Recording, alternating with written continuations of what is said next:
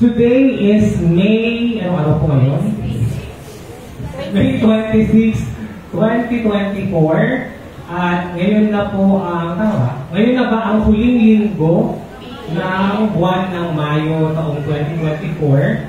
Grabe, ang bilis. Tapos na ang January, February, March, April, May. Iba na kasi naman ang bonus. ang mga nag-work sa government. Iba na po, nasit nyo ang inyong bonus. And then next month, June na po. Ayan. Praise God dahil natapos na po natin ang Deuteronomy. Amen? Natapos na po natin yung tinatawag na Torah or yung 5 first books sa Old Testament. Again, ano po yung unang 5 libro sa Old Testament, sorry. Natapos na po natin. We have Genesis, Exodus, Leviticus, Numbers, and Deuteronomy. So yun po ay sinulat po ni Moses. Yun po yung tinatawag nating Torah. At ngayon ay pag-aaralan na po natin ang ika-6 na libro sa Bible, particularly sa Old Testament. Amen. So, sino po yung nandito na since we started studying the book of Genesis? Amen. Sino po yung nandito na since Genesis po yung ating pinag-aaralan? We started with this series year 2020. Amen. So, 2020, 2021, 2022, 2023, 2024 na. In other words, para na po tayong graduate ng college. So, palakpakan din mga sarili. Ito po nandito na po kayo since 2020. Nakakahigit 4 years na po tayo sa ating Bible series. At tayo po ay nasa pang-6 na po na libro. Ano po ang pamagat ng pang-6 na libro sa Bible? Joshua. Okay? So, ngayon, level up na po tayo para na po tayong magmamasteral. Okay? Di ba pag after ng college, anong susunod?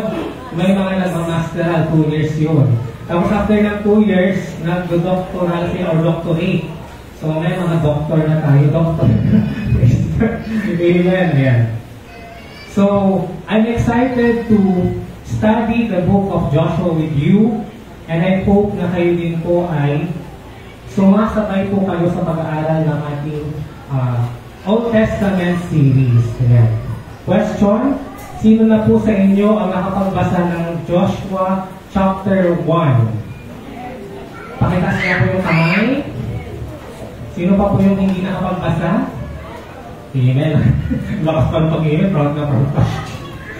Huwag kayong mag-alala dahil mababasa natin ang buong chapter 1 ng Joshua ngayon. Amen. Amen. Question, sino na po ang nakapagbasa ng buong libro ng Joshua? Pakitaas po yung kamay. Buong book po ng Joshua, nabasa na po niya? Wala pa po. Amen. Ilang chapters po ang book of Joshua? Ilang chapters po ito? Ilang kabanata? Ilan po? 24. So there are 24 chapters in the book of Joshua. At natapos ko na po yung lesson plan ni Lord for this book. And we will be having 13 episodes or 13 Sundays for this book. Amen? So 13 Sunday po, kapit po tayo. I hope na sa buong linggo na yon, sa mga linggo na yun ay makakasama po namin kayo. Or kung hindi nyo man po mapanood or makita or mapakinggan yung message ngayon, pwede nyo pong balikan yung ating Facebook page, Amazing Grace Church Dagupan City, or yung YouTube channel po natin para ma-review nyo po lahat ng mga napag-aralan natin so that pagdating nyo po ng Joshua, makaka-relate po kayo dahil nakita nyo po yung pinagdaanan ng mga Israelites bago po sila papasok. Saan? Saan po sila papasok? Sa Kanaan o yung tinatawag na Promised Land. Ayan. So ito po ang ating scripture reading, Joshua chapter 1 verses 8 to 9. Kayong lahat po ay tumayo at sabay-sabay po natin basahin ang ating scripture reading. Let's start with verse 8. 1, 2, 3, go. Huwag mong kaliligtaan basahin ang aklat ng kautusan. Pagkulay-kulayan mo iyon araw at gabi upang matupad mo ang lahat ng nakasad doon. Sa ganon, magiging masagana at matagumpay ang iyong pamumuhay. Verse 9, tandaan mo ang bilin ko. Magpakatatag ka at lakasan mo ang iyong loob. Huwag kang matatakot kung mawawalan ng pag-asa, sapagkat akong si Yahweh na iyong Diyos ay kasama mo saan ka man magpunta. Tayo po ay sumandaling manalangin. Ama naming Diyos, samahan mo po kaming muli sa panibagong aklat sa iyong banal na libro, Panginoon. Walang iba kundi ang Book of Joshua. Be with us as we study this book, Father God. Nawa ay puspusan mo po kami ng iyong banal na spirito. Bigyan mo po kami ng talino, ng iyong wisdom, upang maunawaan at matuto po kami sa lahat ng gusto mong pag-aralan at malaman namin as we unveil, as we study, and as we read this book, Panginoon. Lord God, ikaw na po ang mauna at magturo sa amin. Itago mo lang po ako sa iyong likod. Ito po ang aming panalangin sa matamis na pangalan ni Jesus. Amen. We can now be seated.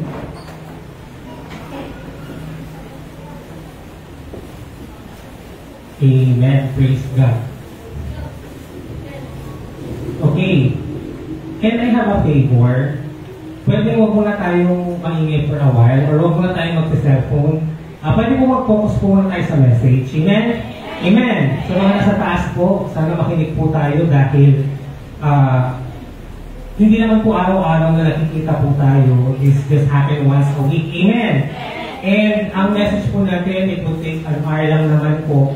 So, andito na rin po tayo. So, as much as possible, let's take all the opportunity to absorb as many information, to absorb as many wisdom that we can get and gather to this message. Amen?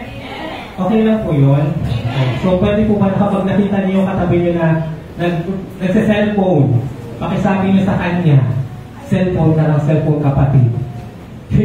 Pwede po ba? Amen. Kasi, to tell you honestly, sometimes ako po personally nadidistract po ako pag may mga nakikita po ako na hindi po nakikinig. Amen.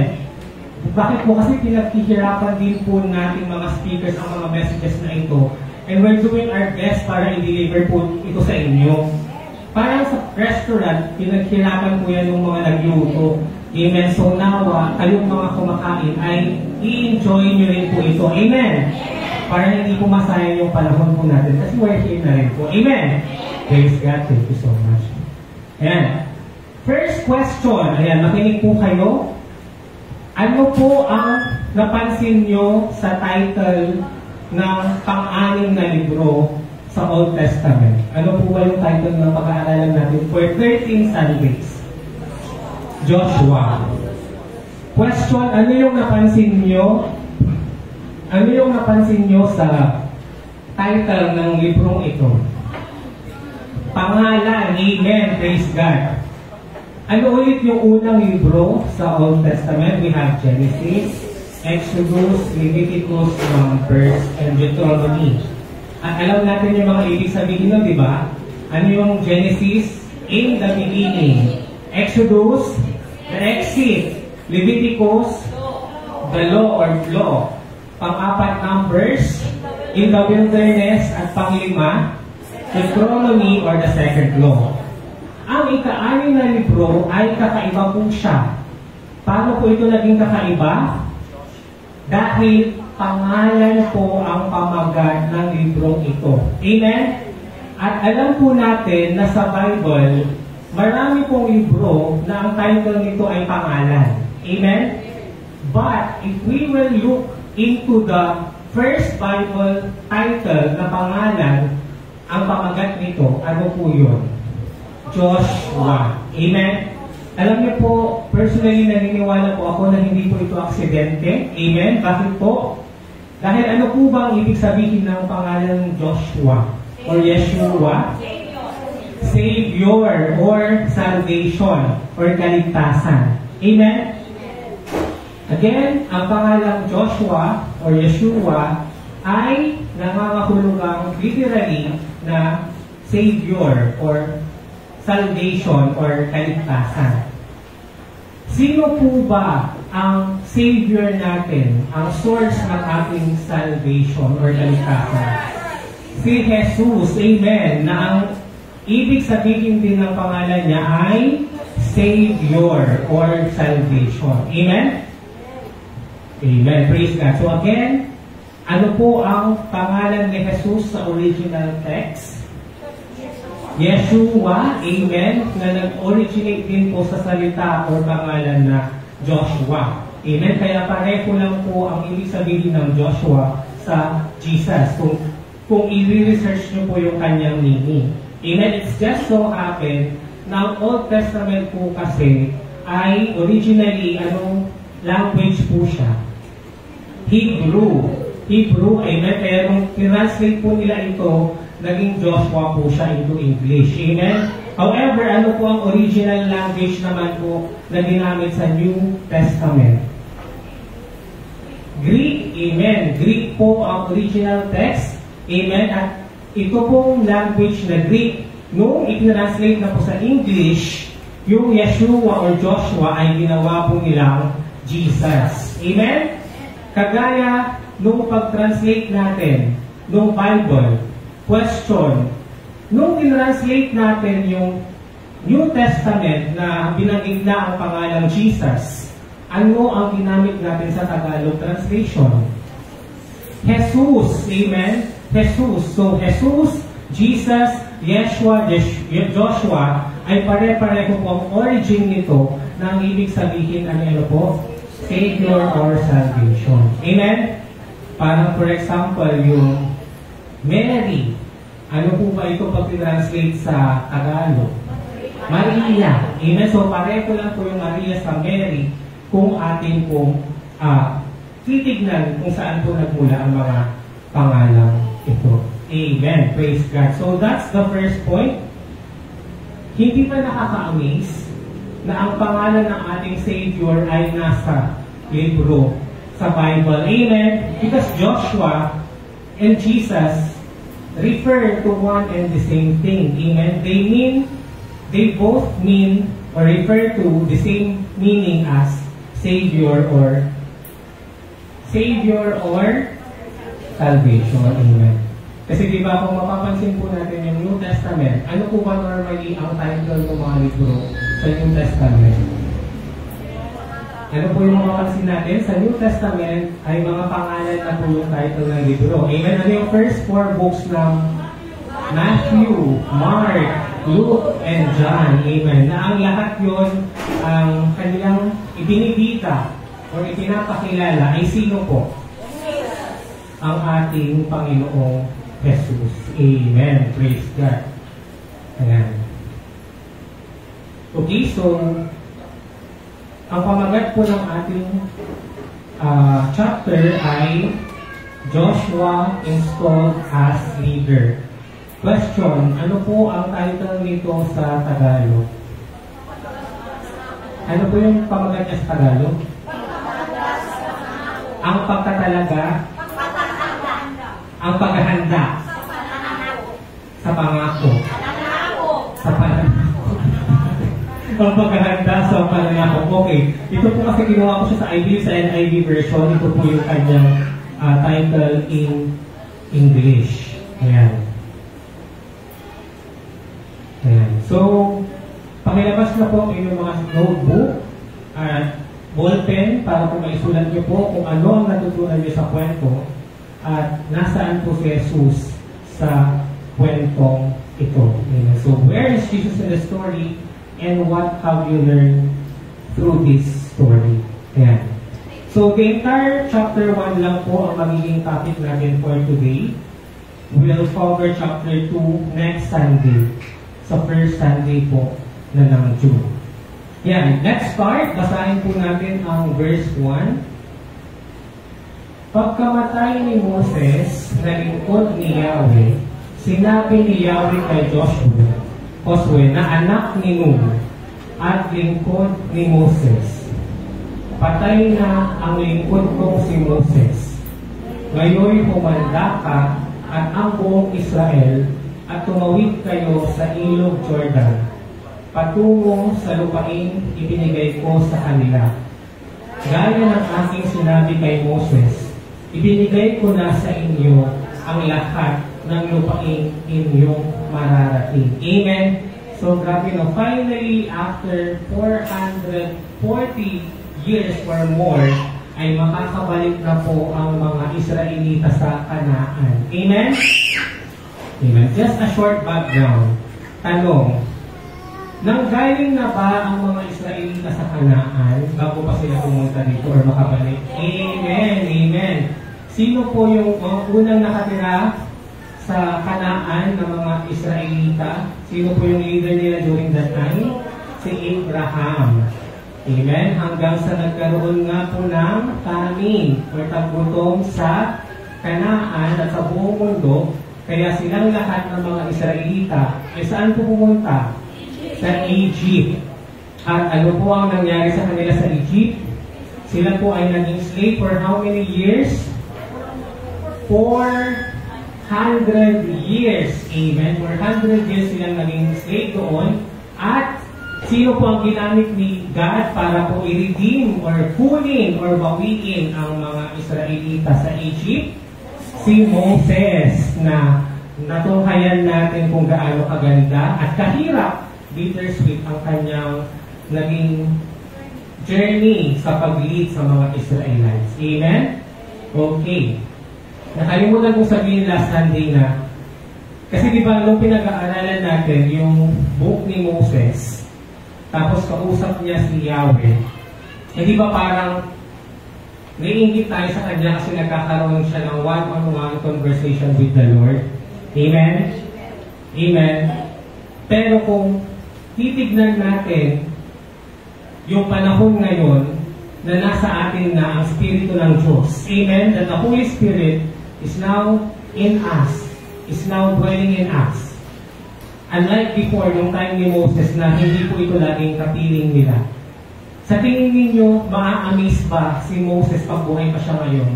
Na makikita niya na ngayon pala, ang katawan na natin, ang templo ng Diyos. Amen? Do you think that's possible na mas ma-amaze si Moses sa atin as regards our one-on-one or personal relationship with the Lord compare nung panahon nila noong time niya? Amen? Amen? Paano ko po yung nasabi? Try nyo pong bumuhay ng tao na namatay na pong 400 years ago. Or kahit ba 400, yung mga namatay po siguro 100 years ago. Sino yung mga may kakilala na 100 years old na ngayon? Or 90 years old na ngayon? Yung mga kakilala nyo. Sa tingin nyo po ba, kapag mabubuhay po sila ngayon, magugulat po sila na pwede na pala natin kausapin yung ibang tao sa cellphone. Amen? Kapag bumuhay tayo ng tao na nabuhay siya o pinanganak siya noong mga 1840s or 1910, tapos ipapakausap mo sa kanya yung mga apo niya through Messenger or whatever social media platform. Do you think magugulat siya na napakadali na palang ma-reach yung ibang tao ngayon? Amen? So, ganun po ang nakikita kong comparison noong personal na relasyon ng tao sa Diyos ngayon. Amen? Kasi pag pinag-aaralan natin yung Old Testament, sometimes parang naiingit tayo sa mga patriarchs. Sino yung mga patriarchs? Yung mga ginamit ni God na sina Abraham, Jacob, Isaac, si Joseph, yung mga bida sa Old Testament. Parang naiingit tayo kasi, di ba, sila yung bida, pinakausap si God. It's just so happy na naisulat sa Bible yung kwento ng buhay nila. Amen? Pero kung ikukumpara mo yung paraan kung paano tayo kausapin ng Diyos ngayon, ay for sure, kung buhay po ngayon sina Joseph, sina Joshua, mas ma-amaze sila kung gaano natin mas madaling ma-reach out or kausapin ang ating Panginoong Diyos. Amen? Sinasabi ko po yun dahil dito po sa first verse, ayan, pagkamatay ni Moses na lingkod ni Yahweh, sinabi ni Yahweh kay Joshua. Nung binasa ko po kasi yung Expositor's Bible, ang sabi po sa Expositor's Bible, it could be through a revelation na sinabi ko sa kanya ng Diyos. Amen? Unlike nung time ni Abraham, Moses na one-on-one nakakausap nila through a burning bush, gano'n, or a pillar of cloud, gano'n. Ito, sabi po nila, ay through a revelation that it's probable, or probably through a revelation na sinabi o nireview sa kanya ito ng Panginoon. And that is still happening ngayon. Amen? Na kapag tayo po ay kinakausap ng Panginoon, meron po siyang nire-reveal sa atin. Amen? Meron po tayong nararamdaman or naiisip na we can feel na ang Diyos po ang nagpapagawa nito sa atin. Amen? Example, kinoconvict ka ni Lord na umattend ng church. Sa tingin mo, sino ang nag-uudyok sa'yo para umattend sa gawain ng Panginoon? The Holy Spirit or si God. Di ba, alam ka naman si Satan na magsabi sa inyo na, uy, attend ka ng church. Di ba, it's highly probable that it is the Lord ang nagko-convict sa atin na, uy, maging active ka naman sa church. Amen? Uy, mag-participate ka naman sa mga gawain para sa akin. Amen? Uy, mag-aral ka naman ng aking salita. Amen? Magbasa ka naman ng aking Biblia or ng aking banal na aklat. Sa tingin nyo, kapag pumakasok yun sa isip natin, sino po ang nag-reveal sa atin nun? Ang Diyos. Amen? Na tayo po ay mas lumalim sa Kanya at mas makilala po natin siya. Amen? Kaya nga po tayo honestly, kaya nasabi ko po kanina na nandito na rin po tayo, kaya huwag niyo na akong tutulugan. Bakit? Kasi po, sabi ko, kung ito na lang yung 1 hour na nag-aaral po kayo ng salita ng Bible, tapos hindi naman po kayo nagpo-quiet time on your own, paano po kayo mag-mature individually? Amen? Naikin niyo po yung point ko, kasi ang naiisip ko po, sige, okay lang natulugan niyo po ako ngayon, or okay lang po na wag na po kayo umattend. Basta may papangako niya sa akin na kayo mismo pinag-aaralan niyo yung Bible. Amen? Na kayo mismo nag-e-effort kayo, na nagre-research kayo about sa mga salita ng Diyos, whether it be sa New Testament or Old Testament. Okay po yun, wala po akong problema kung kayo po nagkakaroon po kayo ng quiet time. Pero kung sa buong buhay nyo, sa Sunday, pag-attend nyo, doon na nga lang kayo makakarinig ng Word of God or ng sinasabi sa Bible, tapos tutulugan nyo pa yung speaker, di ba? Nakikita nyo po yung point. So, I know po kasi na, kasi ang sinasabi natin lagi, nagdadry ako. Sino po ba ang dapat sisihin pag nagdadry po tayo? Ikaw po, kasi hindi ka naman po gumagawa ng way para ma-feel ko ulit yung spirit mo ng salita ng Panginoon. Amen? Kaya kung tayo po ay nagkakaramdam ng pagkatuyo or walang gana, hindi po si God ang sisisihin natin doon. Amen? Kaya nga po sabi ko sa inyo, lagi po ninyong i-compare yung spiritual journey nyo ngayon sa spiritual journey nyo noon. Bakit? Kasi kung nakikita nyo na ngayon, ang dry ninyo compared noon, I think mayroon po pinaparamdam sa inyo si Lord na kailangan nyo pong mag-effort. Amen? Or mag-exert ng konting panahon para sa Kanya. Amen? Bakit? Dahil hindi po ang Diyos ang lumalayo sa atin. Amen? Tayo po ang lumalayo sa Diyos. Amen? Kaya nga po sabi dito sa verse kanina, I will be with you wherever you go. Nariyan po siya lagi natin kapiling. Tayo lang po yung lumalayo, umiiwas, at hindi natin ina-acknowledge yung kanyang presence. Amen? Praise God. Para po mas ma-appreciate po natin yan, sino po dito yung may mga magulang pa na buhay? Amen? Praise God. Nakasama pa natin sa bahay, for example. Amen. As compared, say for example, yung magulang natin na noon kasama natin sa bahay, biglang mag-a-abroad. Diba? Tignan nyo po, kumpara po natin ang isang bata na yung magulang niya ay lagi niya lang kasama, na parang binabaliwala niya. As compared dun sa isang bata na yung magulang niya ay nasa abroad, na once a year lang umuwi, kaya sinusulit niya yung 1 year na kasama niya yung magulang niya. Amen? Sino sa tingin niyo doon ang mas close sa magulang niya? Yung bata na araw-araw nang kasama yung magulang niya pero hindi naman niya pinapansin? Or yung isang bata na malayo yung magulang niya OFW pero lagi niya pinakausap through cellphone, messenger, at kapag ka nandyan ay talagang nararamdaman niya yung presence ng magulang niya. Sino po sa dalawang bata na yun ang mas malapit? Yung bata ng magulang ay nasa abroad. Nakita niyo po, na kahit nariyan po ang Diyos, kung tayo hindi po tayo nakikipag-communicate sa Kanya, hindi po natin siya pinapansin, binabaliwala po natin sa Kanya, nawawalan po tayo ng gana. Amen! Para mas makarelate po kayo, ipasok na po natin yung relasyon. Yung relationship. Sino po yung mga may karelasyon po dito? Sino po yung mga may boyfriend, girlfriend, asawa? Sino po? Yung may mga kaibigan. Kaibigan. Okay, sino po? Okay, taas po yung kamay. Alam niyo po, tatanungin ko kayo nagkaroon po kasi ng study. Ano daw ang number 1 na dahilan kaya naghihiwalay ang dalawang taong magkarelasyon or nag-iibigan? Pagsisinungaling, tama po yan. Ano pa po? Pero may number 1 po na dahilan daw kung bakit nawawala yung naghihiwalay or nawawala yung pag-ibig. Alam niyo ano po yung number 1? Nung nagkanda sila ng survey, ano po? Tama. Communication. Amen? Kaya po may mga magjowa, mag-asawa, mag-iibigan na nagdadry or naghihiwalay dahil nakakat na po yung communication. Amen? Bakit po? Kasi syempre, nawawalan na po tayo ng gana dahil hindi na po natin siya nakakausap. At ganoon din po ang nangyayari sa atin pag hindi tayo nakikipag-communicate sa ating Panginoon. Amen? Okay, para makarelate po tayong lahat, sino po dito yung wala mong karelasyon pero may kaibigan?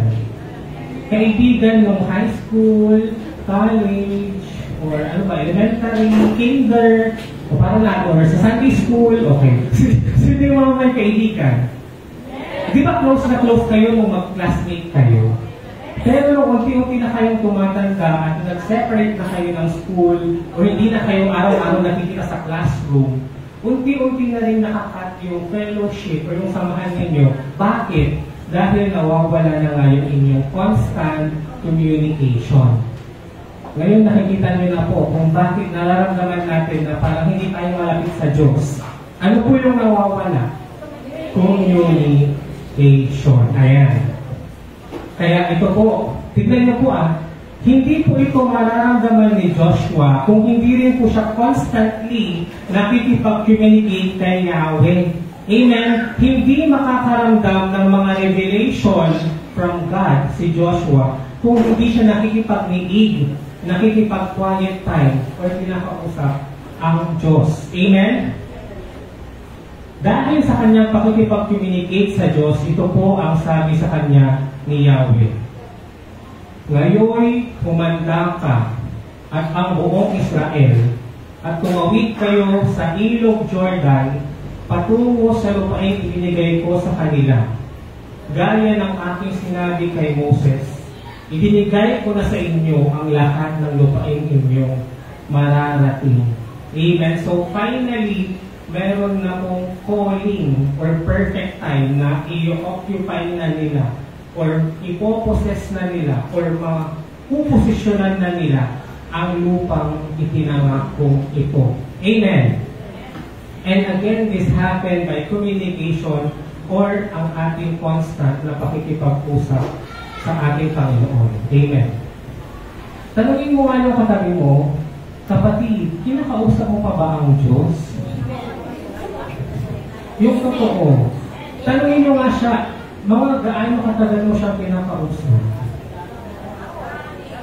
Ano lang? Araw-araw po. Amen. Praise God. Hallelujah. Ayan. Alam niyo po, isa po sa mga favorite ko na mag-quiet time or kausapin ng Panginoon through yung tinatawag na waiting time. Amen. Yung naghihintay kayo, wala kang ginagawa, yung nakapila ka, for example, sa mahabang pila, tapos hindi ka pa tinatawag. Alam niyo po na hindi naman kailangan na pumipit po kayo pero kausapin niyo lang po siya. Amen. Parang kanina, nung gusto ko umalis na po kami, pumunta na po kami sa church, pero hindi pa po ready. So, why not grab that opportunity na habang nasa waiting time ka, ay kinakausap mo siya. Amen! Praise God. Kasi kailangan talaga i-maximize po natin ang ating Panginoon. Ang ating panahon para sa Panginoon. Dahil in the first place, siya po ang nagbigay sa atin ng mga oras, ng mga panahon, at ng buhay na ito. Amen! Amen! Praise God. So let's see this mapa. Ayan. Ano po ang mapang ito? Ito po ay ang mapa ng Kanaan or ng Promised Land. Ayan o. Kaya ang title niya sa baba, The Allocation of the Land to the 12 Tribes of Israel. So ito po yung magiging actual partition mamaya or pagkahati-hatian mamaya ng mga Israelites. Nasaan po dito ang Jordan River? Amen. Hindi po ito ang Jordan River. Okay? Dagat na pula po yan. Ito po ang Jordan River. Yung line po na yan. So yung line na yan, river po yan hanggang doon. Ano po yung 2.5 tribe na hindi tumawid sa Jordan River? Kaya nandito po yung share nila sa kabilang side. Si Ruben, si Gad, at ang Manasseh. Amen? So kaya nandito silang side dahil nga po nag-stay sila dyan sa pagtawid sa kabilang ng Ilog Jordan ay wala na po silang share. Dahil sabi nila, yung share nila dito sa Moab, ayan o, sa Moabites at Ammonites, na maganda rin po yung lupa, doon na po sila mag-settle or mag-stay. Ayan. Hindi po ako nakapag-download ng mapa na makikita po natin yung actual location na ito. Amen? Okay, so noong time ng Book of Joshua or ng Old Testament, ito yung actual na hatian sana. Amen? Pero kung titignan po natin, sa ngayong panahon, ang buong lugar na yan ay binubuo na po ng 4 hanggang 5 bansa. Ganun po ito kalaki, kalawak. Actually, ito lang po yung Israel na bansa ngayon. Maliit lang po yung Israel, dyan lang po siya. Yung buong part na ito, ay ito na po ang tinatawag nating Jordan. Yung bansa na Jordan. So yung bansa na Jordan, na-cover siya ng buong Kanaan. Okay? Itong part na ito, may makakover dyan ang Iraq. So may part pa ang Iraq dyan. Pero hindi yung buong bansang Iraq ang na-cover ng Kanaan. Ito naman po, sa panahon ngayon, ay ang bansa na tinatawag na ngayong Syria. Okay? So ang buong Syria ngayon ay na-cover ng Kanaan. At sa baba naman po, anong bansa na po ito ngayon? Sa lower part, Lebanon. Okay? So, Lebanon, Syria, Iraq, Jordan, and Israel, yun po ang buong lokasyon ng Promised Land na ipinangako sa mga Israelites.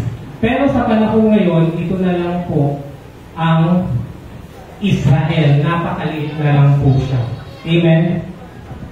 Naalala ko pa nga po yung sabi ng isang pastor na hanggat hindi na si-settle o hindi na ibibigay sa mga Israelita yung Kanaan, merong war sa mundo.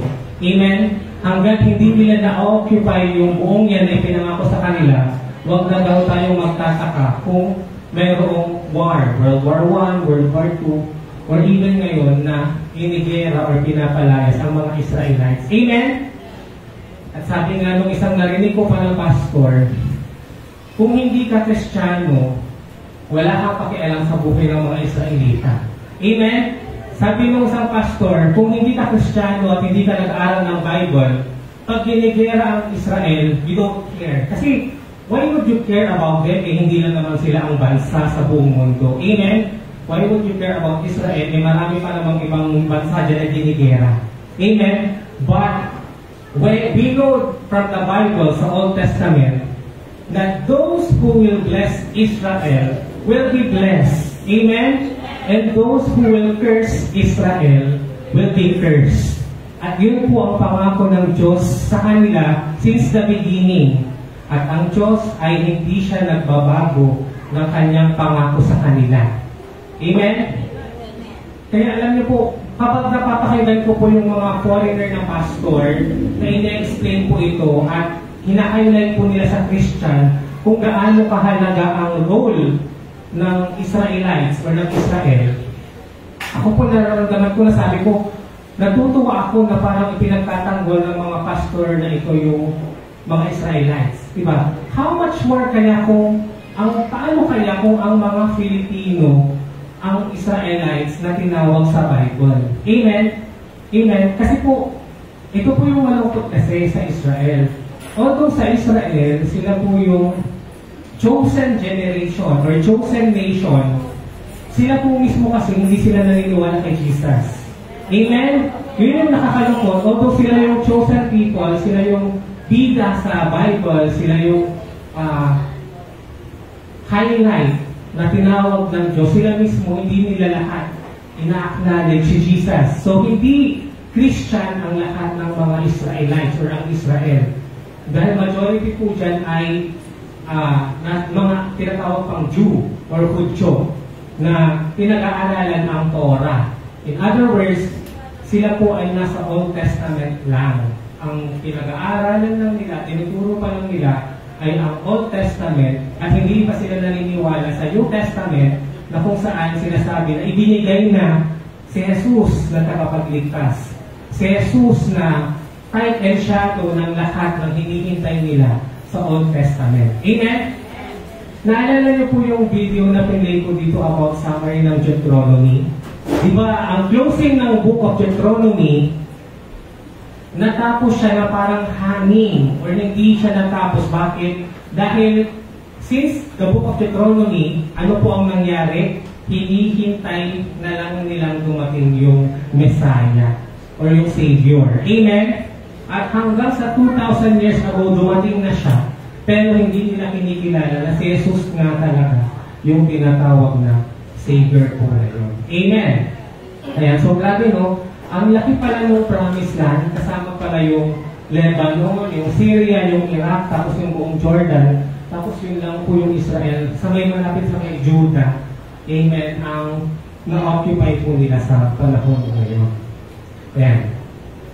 Verse 4, ito ang magiging hangganan ninyo. Ayan, dito na po dinidescribe yung location or hatian or exact na location ng Kanaan. Sa Hilaga ay ang kabundukan ng Lebanon. Okay, so kaya sinasabi ko na ang Lebanon ngayon, buong bansang Lebanon ay part siya ng Kanaan. Sa timog, ang disyerto, kasama po dyan yung Saudi Arabia. Ayan. Sa silangan, ang malaking ilog Euphrates. Ayan. At sa kanluran, doon po, mula sa lupain ng Hiteo hanggang sa dagat, Mediterranean. So ito po, dagat na po yan. Ito po yung pinatawag nating Mediterranean Sea or dagat Mediterranean. Nakikita niyo po, ito po siya.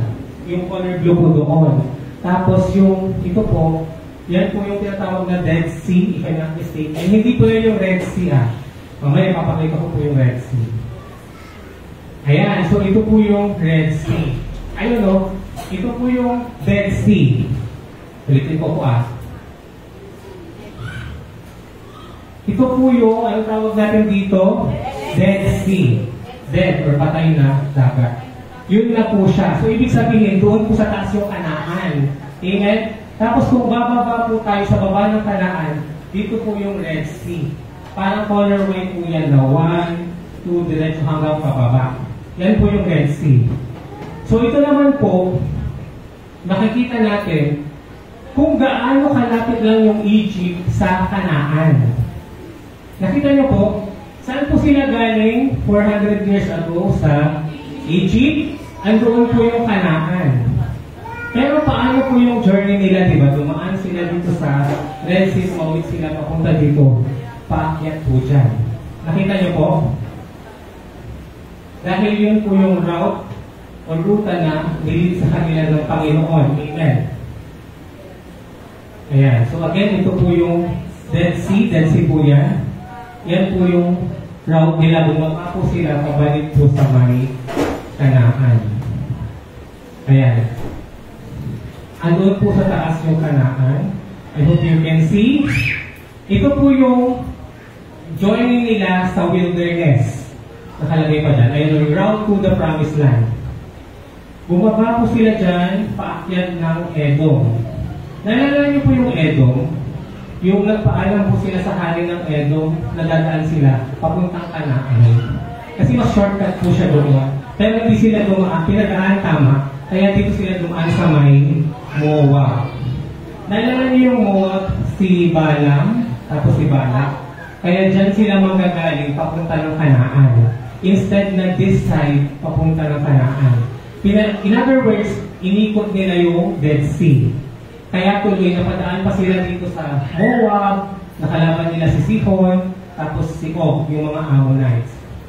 Question, nakaka-relate po ba tayo dito sa pinag-uusapan natin? Pinapakita ko na po ito kasi before natin ma-experience or makita yung mangyayari sa Kanaan or sa Promised Land, gusto ko muna sanang i-illustrate kung ano yung mga dinaanan nila bago sila nakarating doon. Amen? Nakikita niyo po yung punto.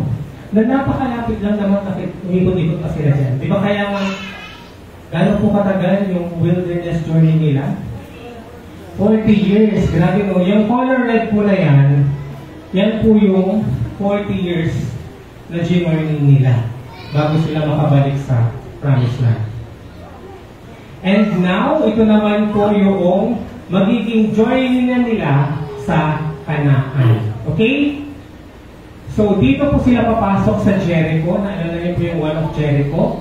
Dahil ang Jericho po ang una nilang sasalakayin. Mapapag-aralan natin yan sa chapter 3. Ito po ulit yung Dead Sea. Naalala niyo yung Dead Sea kanina, di ba? Lumaki siya. Kasi ito lang yung Jordan River. Diba? Yung Dead Sea, tapos may taas na line, yun yung Jordan River. So, in other words, dito yung Moab. Nakikita nyo, dito yung Moab, tatawid sila ng Jordan River, pupunta sila ng Jericho, lalabanan nila ang mga Gibeonites, ayan, lahat yan. Iisa-isahin natin yung mga kingdom na dadaanan nila, na sinasakop, or yung mga lugar na yan ang nakatira na sa Kanaan. Amen? So, in other words, sino na ang tumira sa Kanaan sa loob ng 440 years na wala doon ng mga Israelites? Sino na po ang tumira? Di ito mga Canaanites, yung tama, na nandito na po ngayon sa Kanaan. Amen? At kung titignan nyo po yung sinabi ni God sa, I believe sa Genesis, hindi ko na po maalala, pero alam ko, diniscuss ko na po ito before. Ang sabi ni Abraham, ni Yahweh kay Abraham, ano po yung sabi ni Yahweh kay Abraham? Na pangako niya. Sabi niya, magiging alipin ang iyong lahi ng 400 years sa isang foreign na bansa. Amen? 400 years. Imagine niyo po, sinasabi na po yun ni God kay Abraham. Kahit si Abraham, hindi naman niya ma-experience na maging slave sa Egypt. Amen? Kasi sino po yung magiging leader nila pagpunta nila ng Egypt? Sino po yung pinaka-patriarch? Si Jacob, ang papa ni Joseph. Amen? Okay, sabi niya, magiging slave ang lahi mo hanggang 4 na generation sa Israel. Amen? Tapos, after 40 years, babalik sila. So, grabe sakto-sakto, no? 400. Tapos, after 40 years, sabi ni God, or ni Yahweh kay Abraham, babalik sila sa Kanaan dahil papaalisin na nila ang mga Canaanites or ang mga Ammonites. Amen? In other words, pagdating ng mga Israelites sa Kanaan, ay mayroon na pong tinatawag na final judgment sa mga Canaanites. Dahil binigyan sila ng 440 years para mag-repent, pero hindi sila nag-repent. Kaya dumating na yung takdang panahon para patayin na sila, alisin na sila sa Kanaan. Grabe, no? Yung parusa nangyari after 440 years, ganun po siya katagal. Naalala niyo po yung kinalaban ng mga Israelis, yung mga Midianites. Diba, Midian po si Moses. Ay, yung napangasawa ni Moses.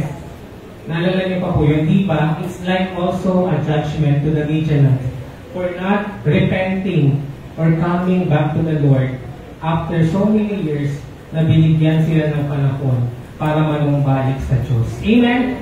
So nakita niyo rin po kung gaano katagal na maghihintay or willing na mag-wait si God para bumalik tayo sa Kanya. Amen? Praise God. Okay, so let's continue with verse 5. Walang makakagapi sa iyo habang ikaw ay nabubuhay.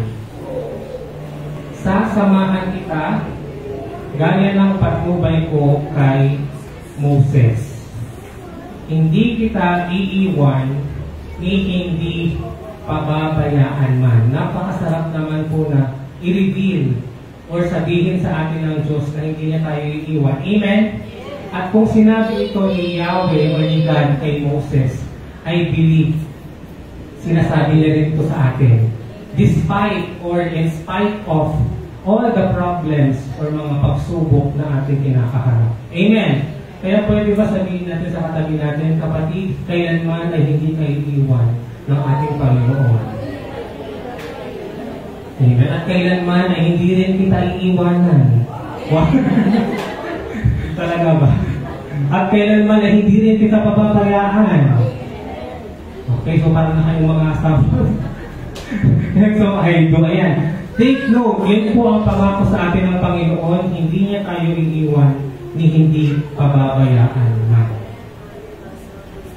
Kasi, nakikita niyo po ba yung pressure kay Joshua? Kasi for sure, nakita niya po kung paano sumakit ang ulo ni Moses sa mga napaka-complaining na Israelites. Tapos ngayon, ikaw ang ipapalit. Amen? Para ma-realize niyo po imagine ninyo yung isang classroom na napakagulo ng mga estudyante. Imagine ninyo yung mga classroom na hindi mo po sila malilikot yung mga bata, hindi mo sila ma-discipline. Tapos yung teacher nila, hindi nila na-respect. Tapos yung teacher na yun ay mag-leave. Dahil kailangan nang magpa-opera. So, kailangan siyang magbakasyon ng 8 buwan. At sa 8 buwan na yun ay ikaw ang ipapalit na teacher nila. Good luck sa iyo, kapatid. Diba? Ikaw yung ipapalit na magiging leader ng mga taong ito na napakatigas po ng ulo. Amen? Even yung mga kapatid ni Moses, question siya, diba, kung bakit siya lang ang laging kinakausap ni Yahweh. Sabi nila, hindi ba dapat kami din or sila din ay mag-lead? Yan. Pero ano po ang sasabihin sa iyo ng Diyos kung sakaling ikaw na nga yung sasabihin niya na magiging substitute teacher? Or baka sabihin natin namatay na yung dating teacher. Hindi siya mabalik. Naoperahan siya pero namatay siya. Kasi di ba namatay si Moses? Kasi kung tayo umasa, hindi na po babalik si Moses dahil nilibing na po nila siya, patay na po siya. Ikaw na talaga yung na-hire. Okay, so welcome sa That family. For example, ikaw yung bagong teacher, tapos ikaw na nga yung mag-lead sa kanila. So, nag-worry ka, natatakot ka, nag-i-struggle ka, pero ano yung sabi sa iyo ni Yahweh? Magpapatatag ka at lakasan mo ang iyong loob. Pwede niyo bang tanungin yung katabi mo, kapatid, ano ba yung pinagdadaanan mo ngayon na natatakot ka? Ano ba yung pinagdadaanan niya ngayon na natakot siya? Ano po? Pera? Ano? Walang ng pera, gano'n ano po? Walang trabaho. Saan po kayo natatakot? Maliban sa asawa niyo? Ha?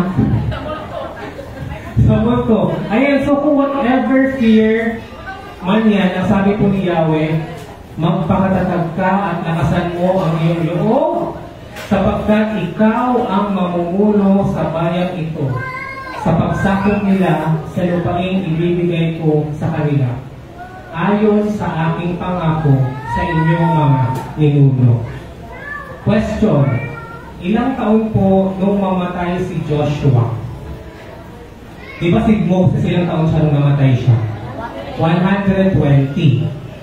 Si Moses, si Joshua, kung nabasa niyo na po yung last chapter ng Joshua, siya po ay namatay sa edad na, ilan po? 120. 110 years old. Okay? So si Moses namatay siya 120. Ilang taon si Joshua naman nung siya ay namatay? 120. Okay. And kung pag-aaralan niyo po yung history ng Joshua, ilang taon po nilang sinakop itong Jericho, gano'n yung part ng Canaan. It took them 30 years, kung titignan niyo po yung sa Bible.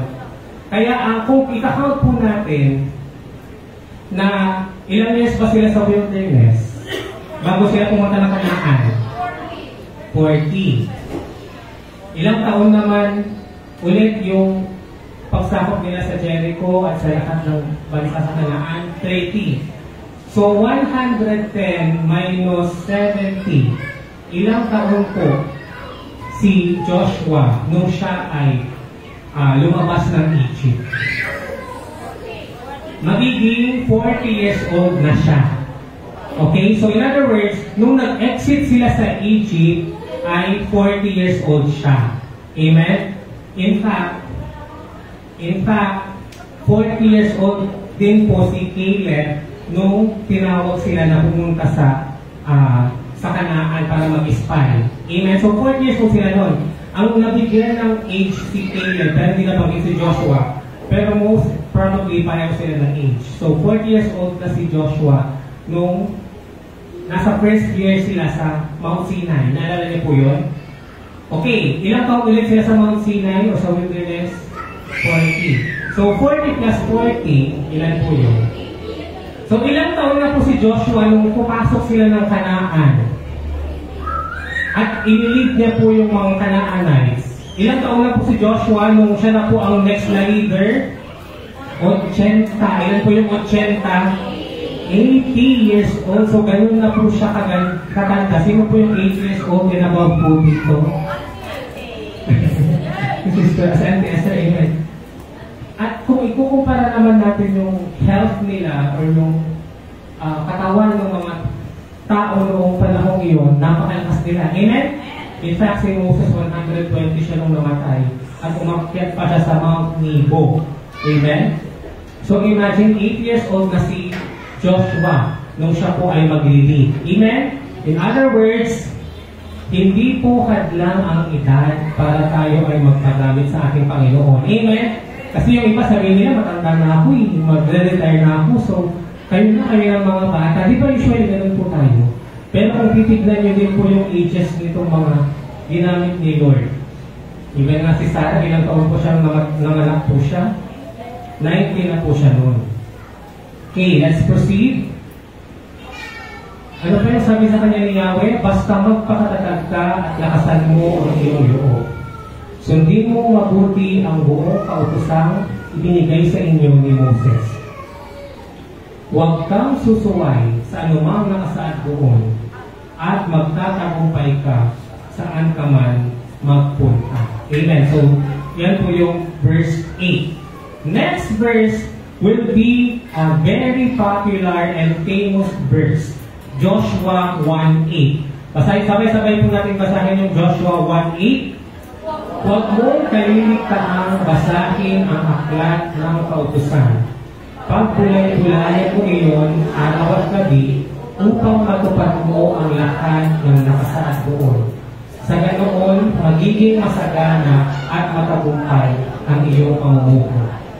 Naalala ko po, nung nasa third floor pa po tayo, at mayroon pong isang Sunday service na ang pinreach ko lang po ay itong Joshua 1:8. Before pandemic pa po yun at hindi pa po tayo nag-start sa Old Testament series. Ito po yun, yung pinapamemorize ko sa inyo. Naalala niyo yung Joshua 1:8? Basahin natin yung Joshua 1:8. Keep this book of the law always on your lips. Meditate on it day and night, so that you may be careful to do everything written in it. Then, you will be prosperous and successful. Nakita niyo po na may promise ng prosperity at success ang pagbabagad sa salita ng Diyos.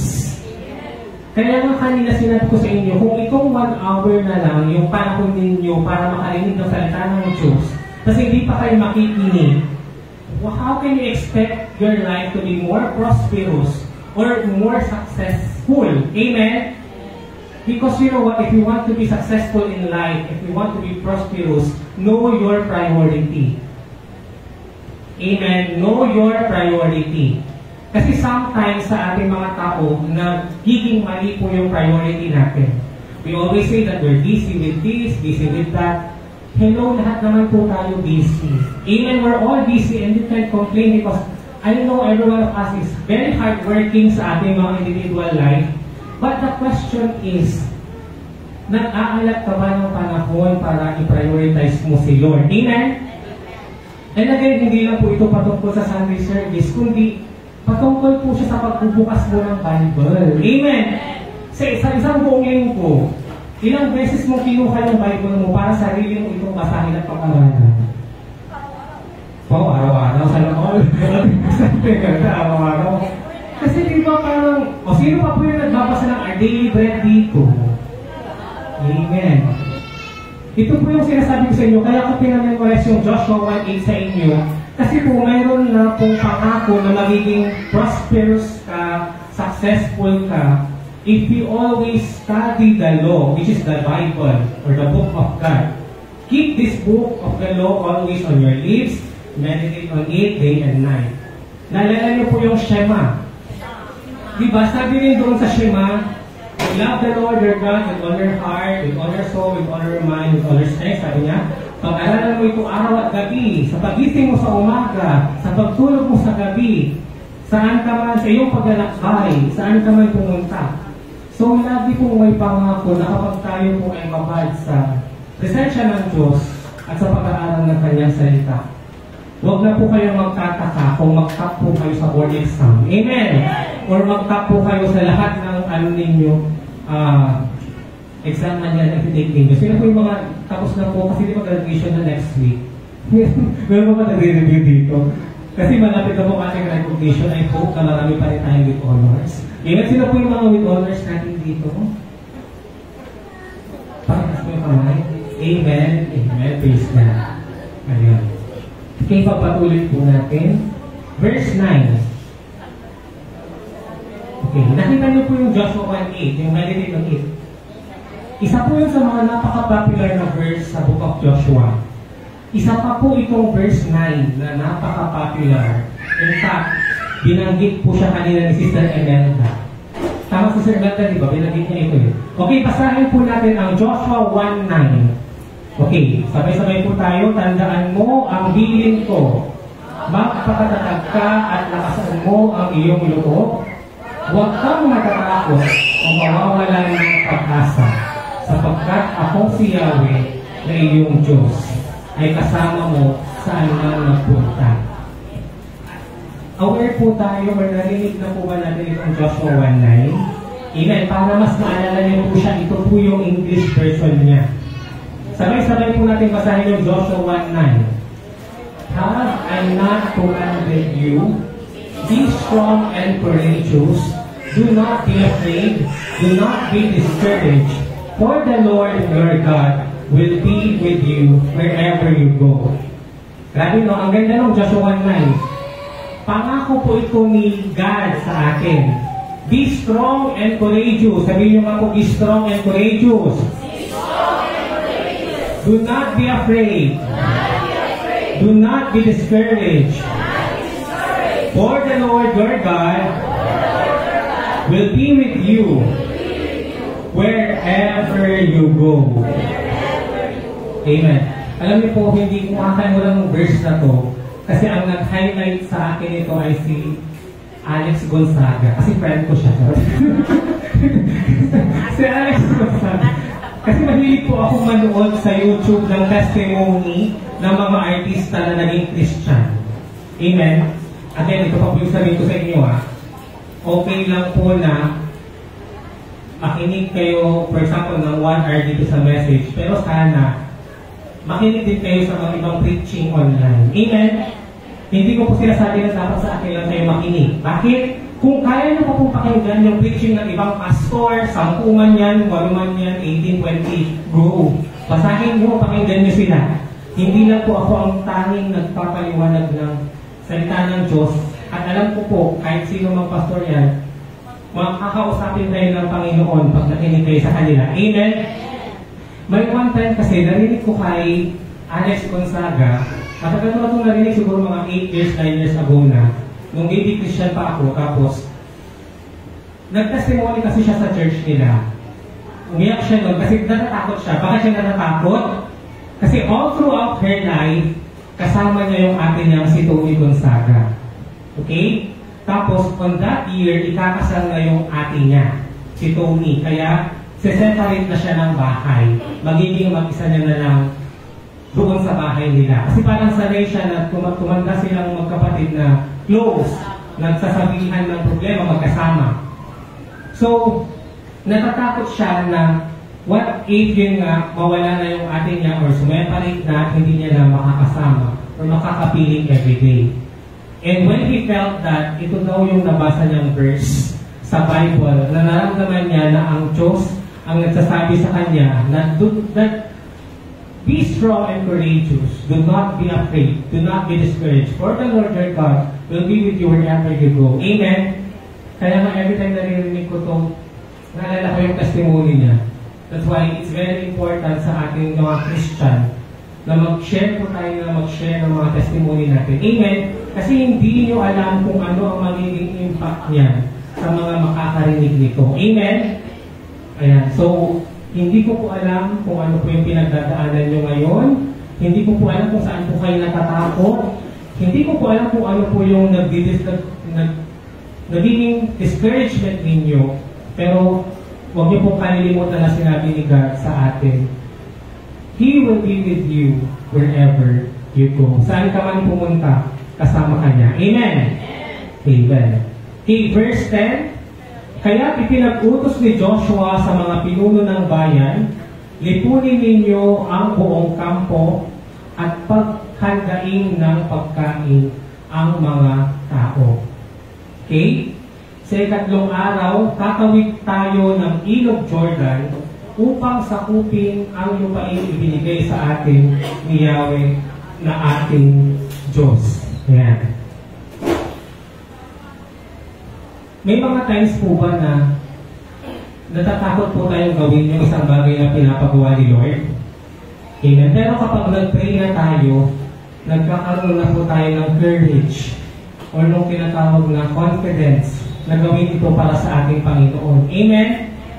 Kaya kung kayo po ay napanghihinaan ng loob, amen, talk to God and ask Him for His encouragement, power, and strength para po tayo po ay kanyang samahan at bigyan po ng courage. Yan.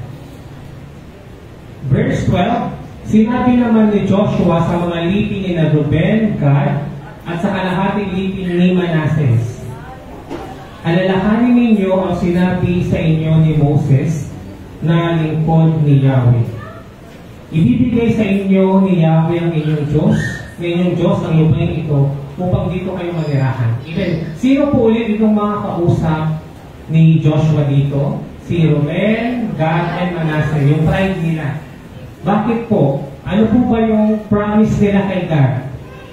Through Moses, na tatawid pa rin sa Jordan River yung mga kalalakihan nila na makikipaglaban. Amen? Pero iiwan nila yung mga asawa at anak nila sa kabilang side ng Jordan River at hindi sila babalik doon not until ma-occupy or masakop na ng Israel ang buong Kanaan. Amen? Dahil yun ang pangako nila kay Moses, here comes Joshua confirming. Ito yung tinatawag na monitoring din. Kailangan may magpa-follow up. Kasi baka pag dahil namatay na nga si Moses, hindi na nila tuparin yung pangako nila sa Diyos. Amen? Nalala niyo po yung picture na yan? Yan. Verse 14, malapit na po tayo makatapos. Ang inyong mga asawa, mga anak at mga kawan ay may iwan sa lupain ibinigay sa inyo ni Moses sa silangan ng Jordan. Ngunit ang inyong mandirigma ay tatawid at mauuna sa iba pa rin yung mga kapatid upang tumulong sa kanila sa pakikidigma. Kapag nasakop na rin nila ang mga lupain ibinigay sa kanila ni Yahweh, maaari na kayong bumalik at manirahan dito sa lupaing ibinigay sa inyo ni Moses na lingkod ng Diyos. Amen? So ito po ay nangyayari bago po sila tumawid sa Jordan River. So, pinapaalalahanan lang sila doon sa pangako nila sa Diyos. Amen! Kasi sometimes kailangan talaga natin mapalalahanan. Dahil nakakalimutan na natin yung mga promise natin kay Lord na mag-serve tayo, mapapagamit tayo, pero kapag tumagal na, napagod na, ayoko na pala. Si ano na lang, si sister ganito na lang, si brother, ano na lang ang gagawa. Diba? Ayun, kailangan natin palalahanan minsan. Because we made a covenant or promise to God that we will fulfill yung promise natin to serve Him. Okay, verse 16. Sumagot sila kay Joshua or Joshua. Ano po yung sabi ni Reuben, Gad, Manasseh? Gagawin namin ang lahat ng sinabi mo at pupunta kami sa anuman kami gustong papuntahin. Kung paano sinunod namin si Moses, susundin ka rin namin ng gayon. Samahan ka nawa ni Yahweh tulad ng ginawa niya kay Moses. Ang sino mang tututol o susuway sa utos mo ay dapat patayin. Kaya magpakatatag ka at lakasan mo ang iyong loob. Nakita niyo po na kinonfirm ng mga tao kay Joshua yung sinabi ni God sa kanya. Amen. Di ba ano yung sinabi ni God kay Joshua? Magpakatatag ka, lakasan mo ang iyong loob. Amen? But this time, ang tao na ang nagsasabi sa kanya na magpakatatag siya at lakasan mo ang iyong loob. That's how God speaks to us. Amen?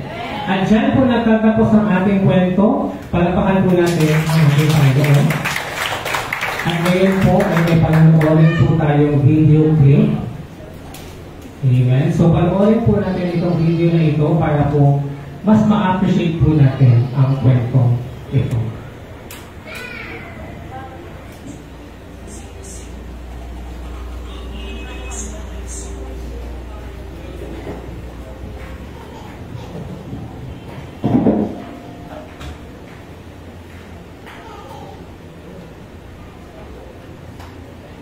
Son of Nun, who was Moses' assistant, was named the new leader of Israel. God told him, "My servant Moses has died. That's why you and all the people must prepare to cross the Jordan River and enter the land that I will give to the Israelites. Just as I promised Moses, I will give you all, every place your feet touch. Your territory will extend from the desert to Lebanon, and from the great Euphrates River, Hittite territory, to the Mediterranean Sea, which is to the west. During all the days of your life, no one will be able to confront you. Just as I was with Moses, I will also be with you. I will not leave you, nor will I forsake you. Be strong and brave, because you will make this community inherit the land that I promised to their ancestors. I only ask for you to be courageous and firm, to obey all the laws my servant Moses commanded. Don't stray from it at all.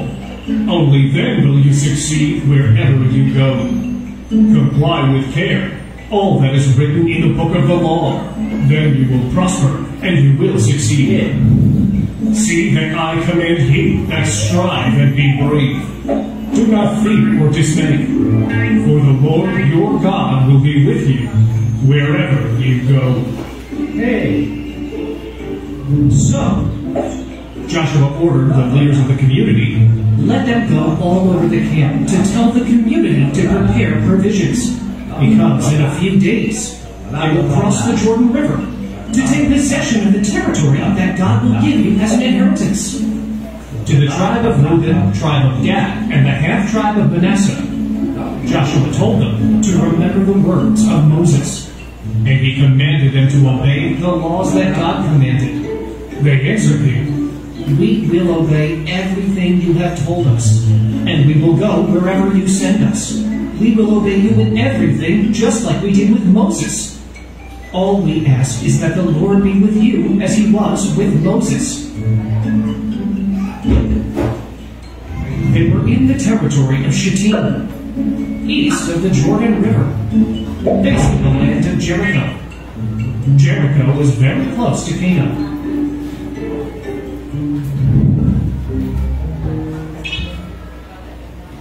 Amen. Tapakan po natin ang ating Panginoon. Thank you, Lord. And so we'll now answer the question, ano ang natutunan mo sa kwento? So pakilabas na po ang inyong mga notes. Ano po yung mga nasulat ninyo dyan, lesson learned? And sa mga nanonood po sa Facebook Live, pwede rin pong itype sa comment section yung mga wisdom na natutunan po ninyo para po ating mabasa. Amen. Okay. Praise God. Ayan. Before ko po basahin yung mga natutunan na nilagay po dito, isa pa po sa nakaka-amaze na nangyari dito.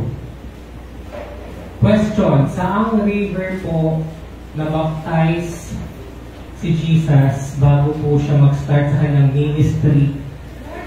Sa Jordan River. Amen? Sa Jordan River, itong river po na ito na tatawilin nila, dito po binaptize ng Holy Spirit si Jesus bago po siya nag-start sa kanyang ministry. Amen? At 30 years old po siya nung nag-start siya sa kanyang ministry. Amen?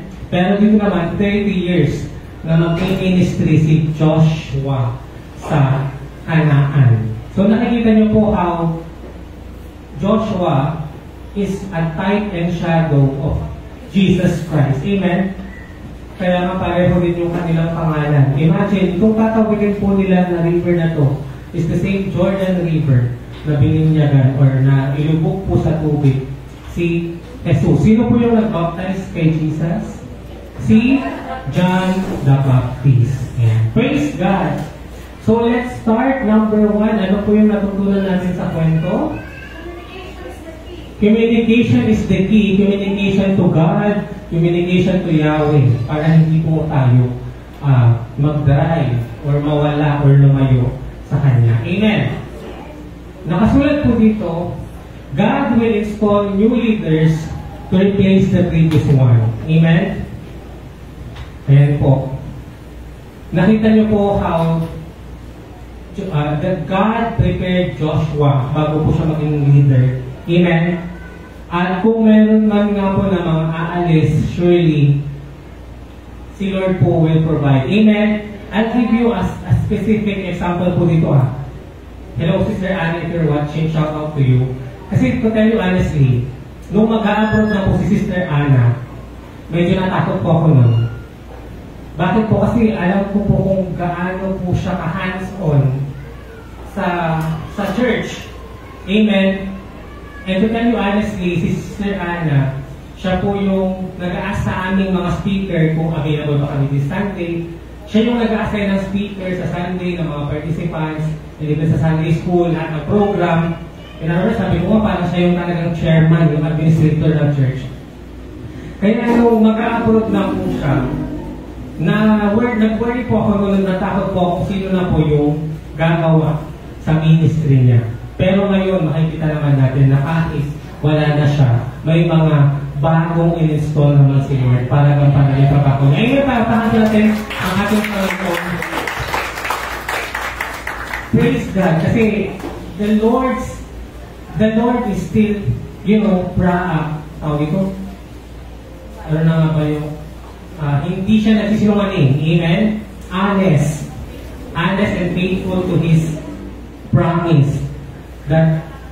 Kasi diba, nakita niyo po si Moses na wala na po talaga tayong choice, kailangan niya nang mamatay. Bakit? Kasi 120 years lang po ang maximum na lifespan ng tao. Amen? Kaya kahit malakas siya nung namatay siya, yun na nga po kasi yung sinalagay ni Yahweh, diba, na mandat ang maximum duration ng buhay ng tao.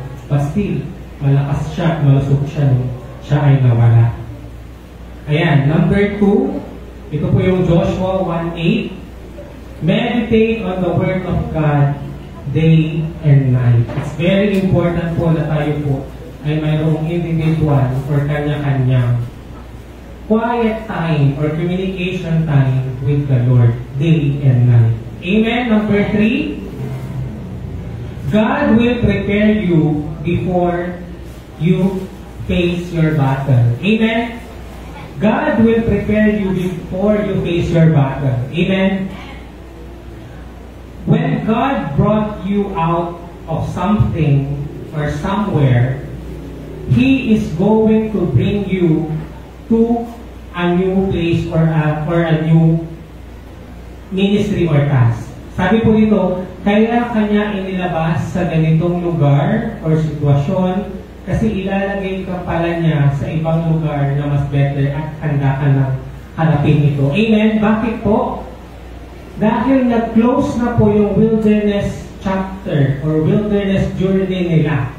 Kaya inalis na sila doon dahil may plano na po ang Diyos sa paglilipatan sa kanila o sa lugar na dadalhin po sila. Amen? And when that happened, they are already prepared. Amen? They are already ready. It's about time.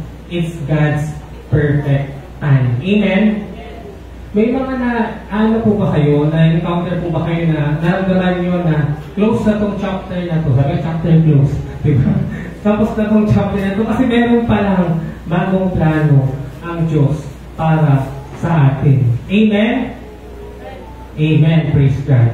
At before ka ngayon dadalhin, He will prepare you. Because God knows when is the right time for you to have it, and God knows what is meant for you. Amen? Dahil alam ng Diyos kung kailan yung perfect time para ibigay niya yun sa'yo or harapin mo yun, at alam niya rin po yung perfect time o yung bagay na nakalaan talaga para sa'yo. Amen? I hope that you could relate to this lesson. Hindi ko po talaga alam kung ano yung mga pinagdadaanan nyo ngayon, but I pray and hope that one way or another ay kinakausap mo ng Panginoon through this message. And finally, this is the most important lesson that I would like to highlight. God will never leave you. He will always be with you wherever you go. Amen. God will never leave you. He will never forsake you. Hindi ka niya iiwan, hindi ka niya pababayaan. Naniniwala po kayo doon? Amen. Question. Ano po yung pang-apat na word na sinabi ni Jesus sa cross, sa 7 last words? Sino po yung nag-exhort ng number 4, that is 7 last words? Ano po yung sabi sa 7 last words? Ano po yung pang-apat? My God, why have you forsaken me? Yun po yung nabanggit ni Jesus sa cross. My God, why have you abandoned me? My God, why have you forsaken me? My God, why have you left me?